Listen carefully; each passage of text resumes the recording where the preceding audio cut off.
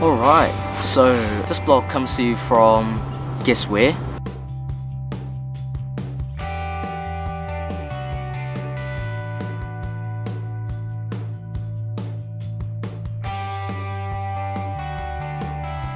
I'm gonna give you 5 of my top highlights of Singapore. Now, this is not necessarily 5 of the best things to do. These are just 5 of the things that I've done on this trip that I think would be useful. Now, there's a ton of other things that I didn't get a chance to do as well, or that I just didn't want to do, or that, you know, didn't interest me that you guys could absolutely do. So coming in at number 5, the Marina Bay Sands Skypark. It's located all the way up there.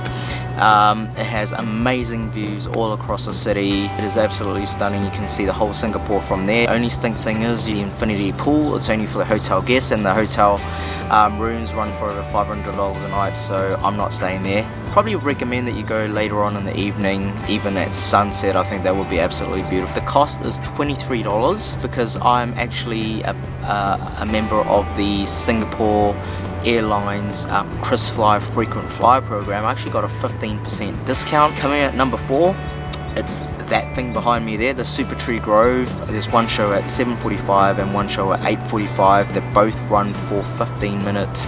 Best of all, it's free. Coming in at number 3, the Cloud Forest, here also at Marina Bay. It is man-made.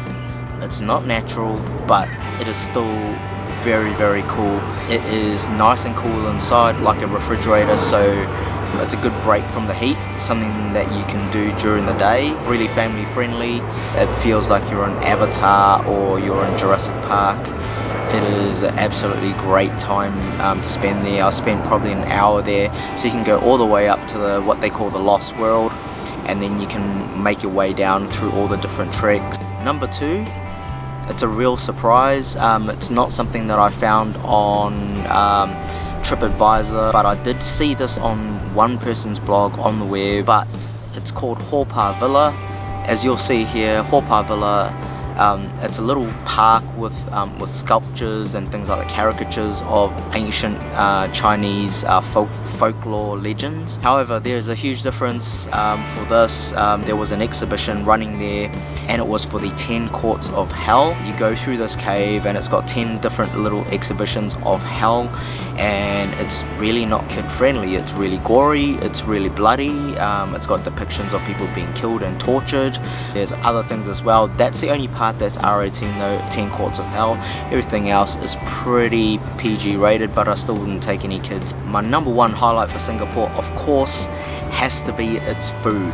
Now, if you love to eat like I do, this is definitely the place you want to go. It is cheap, number 1 first of all, and number 2, it is everywhere. So food, in terms of street food, where you want to go is food centres, or hawker centres as they call it here. They are just littered everywhere. You can get lost and stumble across one on pretty much every block. There's a food centre or a food court, and they're all really good food. Honestly, there are just way too many options. Been walking around for like 15 minutes. Oh my god, there's just so much food, I can't decide.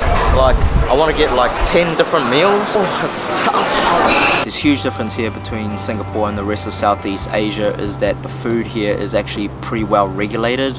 You won't actually see a lot of street stalls per se, but they're actually all in food courts, so you won't see any carts, and they all actually got ratings, so you can actually go around and actually see their food ratings, so that's a great thing. The other thing I realized is that there wasn't any really weird meat or any really weird food, so for all you guys that are normally really scared to try stuff out, here is actually the best place to try stuff out. For food, you're paying normally between $3 to $5 for a main at a hawker centre. Now if you go to a restaurant or a proper eating place, paying around about $10 on average per meal, so it's about the same as Australia and New Zealand.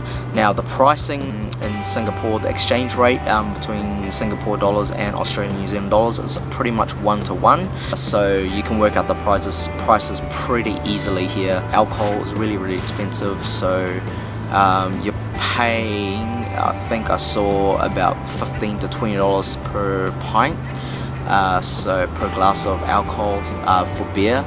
So it's really expensive, so I didn't have any. And you know, if you do want to go shopping, Singapore is probably not a place I would recommend to go shopping unless you're into the high-end designer items, because they are really expensive here.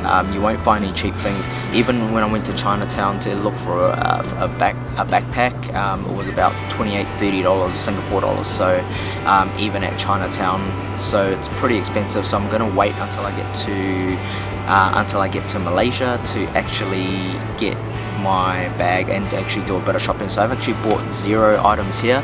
Subway and a little bit of walking will get you everywhere and anywhere you need to go in Singapore.